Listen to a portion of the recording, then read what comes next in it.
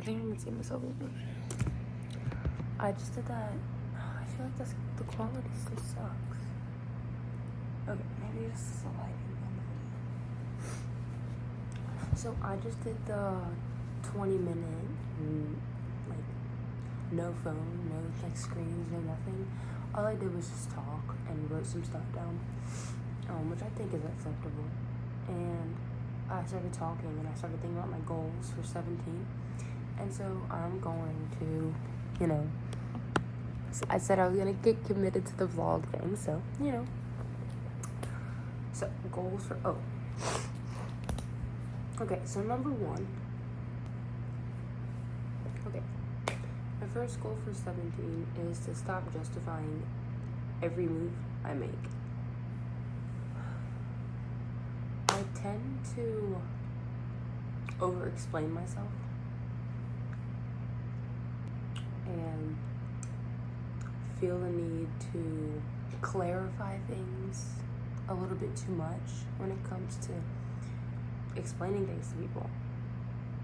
For example, when someone makes a joke and I laugh, or if I make a joke and somebody didn't understand it or pretends to be offended, I try to explain it, or like, oh my gosh, I'm so sorry, like apologize about it. And it's a people-pleasing habit that I've slowly lost a lot of them, but that's one of them that's kind of stuck around subconsciously. I just kind of realized that. I thought they were all gone. And that was one of the first things that came to my mind when I thought about goals for 17. It was, I'm going to stop justifying myself to people. If something is wrong, something's wrong. If something is really important to me, that's important to me. Oh, it's not that deep. It was that deep to me. It mattered that deep to me. Oh, you didn't mean it that way, but I took it that way. I understand that. But how you came off, how it felt to me, I can stand by that. And I'm a very understanding person. So I can stand firmly when something happens like that. And a situation just taught me that. A situation that happened not long ago that had to do with these two people, it taught me that. If I feel a certain way about a friend, or if I feel a certain way about someone I'm talking to, and I'm afraid to leave that behind or to let it go because I don't know if I'm making the right decision, if it feels that way, I'm gonna stop over-explaining to myself, because I do that. I overthink to myself, and I pick. And so that goes into my next thing. Being true to myself is my second goal for 17. To stop. So, back to my second goal, which was being true to myself, which goes back to the people pleasing. If I'm not feeling a certain way about a friend and I can feel it, like I know when something's up. Like I can physically feel it in my body. I know when something is up. I know when something does not belong in my life. I know when something is wrong. I feel it.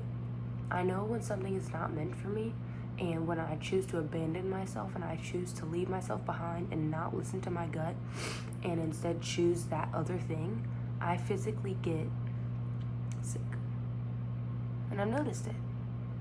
I notice when there's a change needing to be made, if I don't recognize it emotionally or spiritually, if I don't note that, if I haven't picked it up, or if I've just chosen to, disregard it and push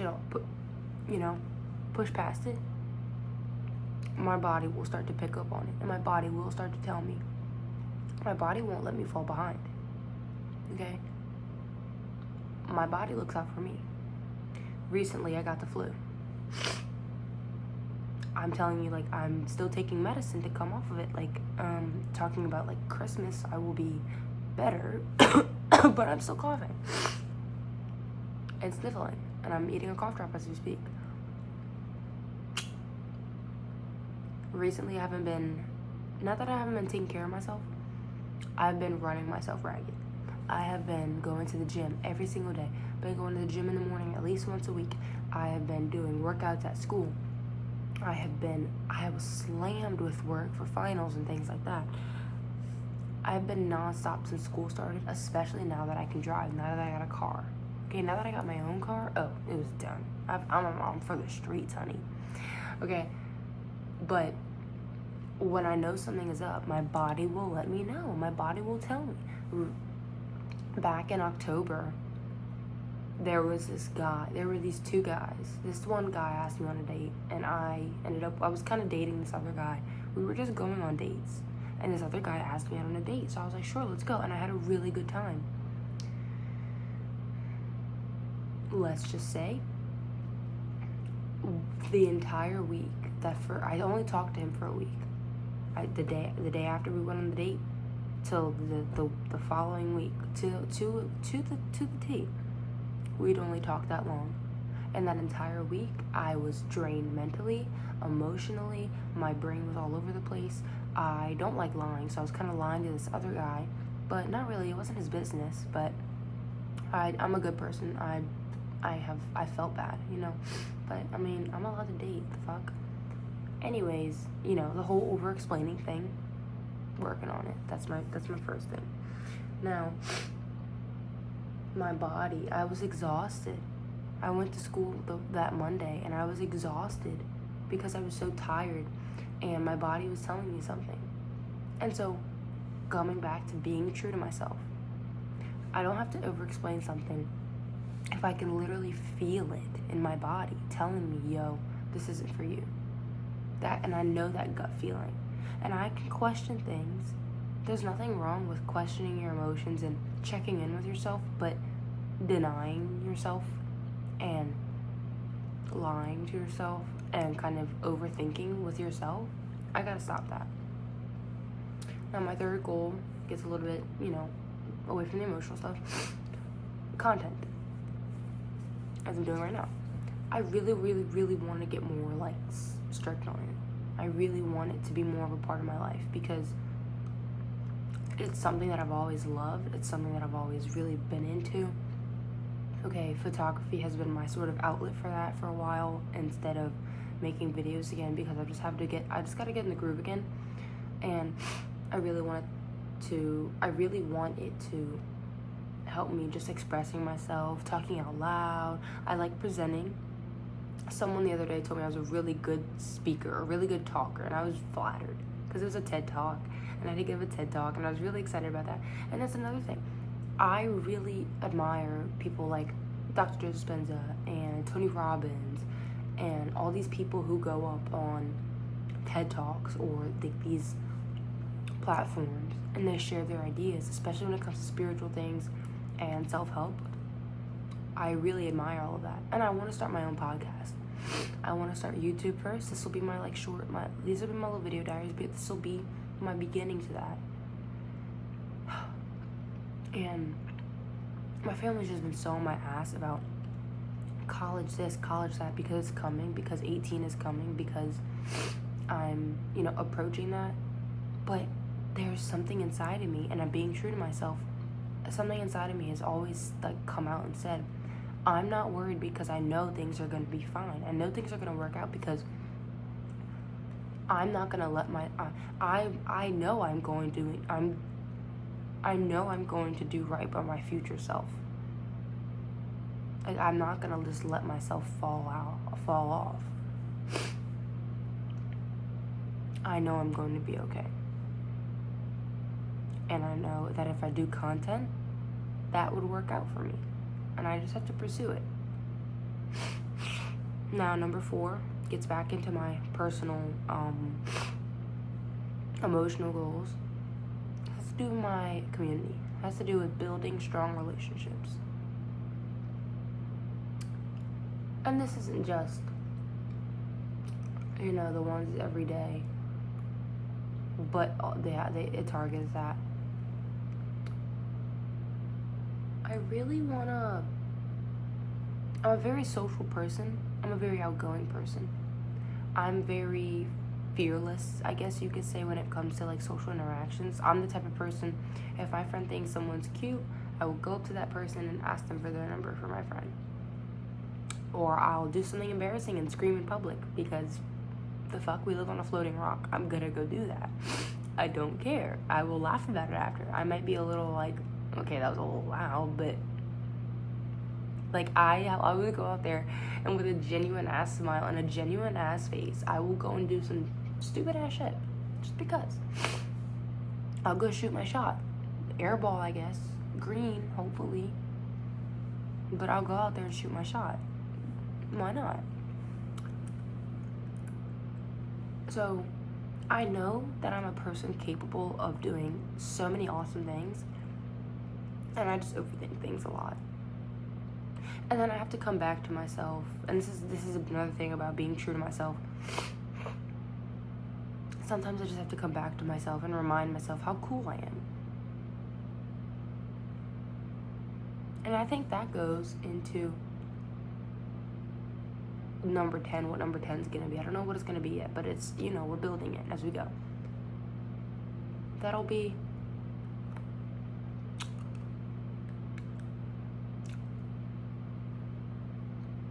being more confident also. Being more confident in myself. Being true to myself, again. That's like a core thing. That's like what everything's kind of built on. Building strong relationships comes with confidence in yourself. Because if you're confident that you can be yourself with someone and put that confidence into that relationship, that strong energy, like it's not just the trait or the quality of confidence, it's the confidence you have and the faith you have putting into a relationship. And I know I can sit here and talk about it all day. And I do sit here and talk about it all day. But the matter of getting up and doing it and feeling that vulnerability is something I'm working on. It's something that I really want to experience. I admit that I am a loner by heart, by default, because it's easier and it's less scary. And I've faced a lot of hardships in my life and a lot of loss. Like I've faced a tremendous amount of loss, whether it's death or loss of friendships, and I've handled it greatly, and I've handled a lot of it alone. And so, God forbid, I give into my nervous system and let it feel familiar. But I don't want to do that anymore. I don't want to do that anymore, because if I just keep giving my nervous system the same thing over and over again, it's not going to change. And that is the only thing that is constant change, and that has to happen. So, I'm going to leave that there. Number 5, not putting things or people on a pedestal. Keep them with me on the ground. Yes. Point blank, period. Why would I, when there's no Hunger Games or there's no hierarchical system, realistically, when there's no stage ever that we walk on, I mean, unless it's some like professional doing some shit, I don't know, but why would I willingly put someone above me on this imaginary pedestal? And I'm not saying that I have to do that with myself, that I have to make myself higher than people, but why would I make myself lower than people? You see what I mean?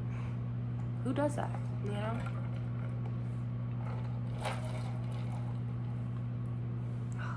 I don't like the way the cough drop tastes in my water. That made my ears really cold. But, I'm not doing that anymore. Because every time I do that, and then I meet the person, I'm like, oh, yeah, this fake, like, what I made you up to be in my mind wasn't as intimidating or scary or as cool. Because I think the best of people. I think if I see a cool person, I'm immediately gonna think, okay, they're fucking cool as shit. They probably don't think of me the same way. But I'm cool as shit. I think I'm really fucking cool. I think I'm not full of myself, but I'm a little full of myself. I think I'm really fucking cool. And I've had so many people come up to me and tell me, oh, I have a friend crush on you, or like, I'm trying so hard to not use filler words. I've had people tell me, just thinking they're cool, that they think that I'm cool. And I'm like, really? And I don't let it get to me. I don't let it go to my head. I'm not gonna let it make me big-headed, because I'm a very humble person. But I don't know how to take a fucking compliment and let it, let me feel confident. I just disregard it. Like, oh, not that person's thing didn't matter, but, oh, thank you. And then I'm gonna leave it here. It's gonna be over here in my circle, but it'll be over here, and it won't be over here. So I need to stop doing that, is what I'm trying to say. I'm trying to, I can absorb that. That is something I can absorb. Now, criticism, the criticism that I imaginarily make up and tell myself through my imagination of who these other people who I imagine these are, who, like, how I perceive myself through the people that I put on a pedestal, and then feed it back to me, I hurt myself. I do that. I belittle myself through my lens of these people that I put on a pedestal. And I give them this important, view of me and this importance. And then I meet them. I'm like, oh man, you're a shitty person. Or like, oh yeah, I didn't need to be doing all that. Like kids at school, people at school. I used to be really intimidated. And then I people watch. And I get to know these people. And I'm like, yeah, this is why I have 2 friends. This is why I stick to 2 people in my circle, in my close circle. But that's my number 5. Number 6, opening my heart up. This has to do with a lot of the other things I said. Mostly to building strong relationships. I want to open my heart up more. I want to let more in. Which goes into number 7. Let that shit go. If I only have so much capacity in my heart, and I know there's no limit to love. Right now, I have to put a limit on that because I'm working with things. So I have to put a limit on it, for my own sanity. But, and I slowly expand. I do plan on expanding, on renovating. If there's only a certain capacity in my heart to love, or to be able to do something at the moment, and I'm holding on to something that doesn't really have room here, that doesn't belong here, that has no place, that was part of an old chapter that I'm not going to go back and reread or revisit, then why am I holding on to it? Let that shit go. Let that shit go. I don't need it. It's not wanted. It's only weighing me down. It's stopping me from new opportunities and new things to come into my life, which I really want to come into my life. Then leave that. Leave that shit in the past. That was probably the second thing that came to me.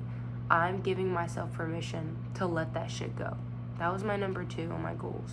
This is number 7 on my list, but when I first got to thinking about them, last weekend when I turned 17, that's what I got to thinking about, which it was, I give myself permission to let that shit go. Number 8, and I've already been doing this pretty much since the beginning of the summer. Going on dates. I plan on it. Okay, I'm cool as shit. I want to meet people. I'm finding out what I like. I'm finding out what I don't like. And I know that I'm 17 and that I know that my mom's 30 something and she's getting sick of dating. Well, she's in a relationship, but she was sick of dating. And I remember growing up, she was just always hopping around and kind of with someone. She would get tired of it, take a break, and then go back. I realized I want to experience that. I'm not saying I don't want to be hopping around. I'm just saying I don't mind the process of getting to know what I do and don't like. I don't like having to tell someone, hey, you're not for me, because it just feels like a heavy conversation because I put that person on a pedestal. But I know that I want to experience that and find some type of relationship and build a strong relationship. And it's not just about having that lovey stuff, it's about the connection. It's about what comes with it and what's coming in and out of that. My number 9 is to stop dumbing down important things. If something's a big deal, I'm gonna let it be a big deal to me. If it's that deep, it's that deep to me. This goes back to a couple of my points, like number 2, being true to myself, and number 5, and number 1. You know, if I can stop making something important to me seem like it's a small thing for the convenience of others, because I do that a lot. It's a people-pleasing habit. Or coming off as if something that I think is really cool isn't really cool to me. Just those little things. Getting quiet at the end of a sentence to slowly diminish what I was talking about so it doesn't really seem important, so people don't have to listen. And hoping that one person is still listening. So that's my number 9, to stop doing those things. My number 10, I have no idea what my number 10 is. I said we would come up together. I think confidence.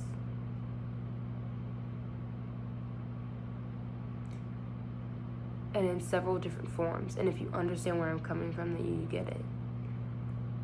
But that's my video. And I'm going to work on uploading my 20-minute nothing. And then this. So yeah. My teeth actually look really white. They're not actually, like, it's supposed to take a couple days, like, after consecutive use, but